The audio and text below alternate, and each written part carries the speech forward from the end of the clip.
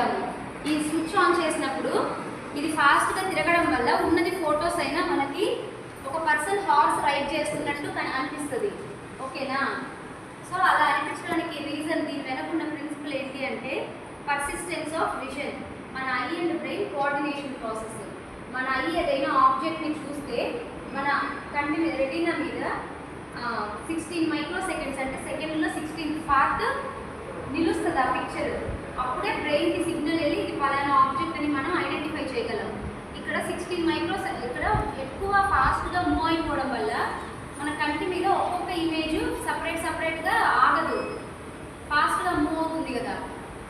ఇవంతా సీక్వెన్స్లో ఉండేటప్పటికి మన బ్రెయిన్కి సిగ్నల్ ఎలా వెళ్తుంది అంటే ఇవంతా ఒక వీడియో లాగా ఇవంతా మోషన్లో ఉన్నట్టు సిగ్నల్ వెళ్తుంది. ఫాస్ట్ మూవింగ్ బస్ ఆర్ ట్రైన్లో నుంచి మనం విండోలో నుంచి చూసినప్పుడు చెట్లన్నీ మూవ్ అవుతున్నట్టు ఉంటాయి కదా, నిజానికేమో అవి అక్కడే ఉంటాయి. కానీ మన కంటి ముందు త్వరగా పాస్ అవుతూ ఉండడం వల్ల ఒక్కొక్క సపరేట్ ఒక్కొక్క ట్రీని మన బ్రెయిన్కి సిగ్నల్ లాగా పంపించదు. సో ఇవంతా మోషన్లో మూమెంట్లో ఉన్నట్టు సిగ్నల్ పంపిస్తుంది. సేమ్ అక్కడ కూడా మనం గమనించేది ఈ పర్సిస్టెన్స్ ఆఫ్ విజన్ ప్రిన్సిపలే. ఇదే యానిమేషన్స్లో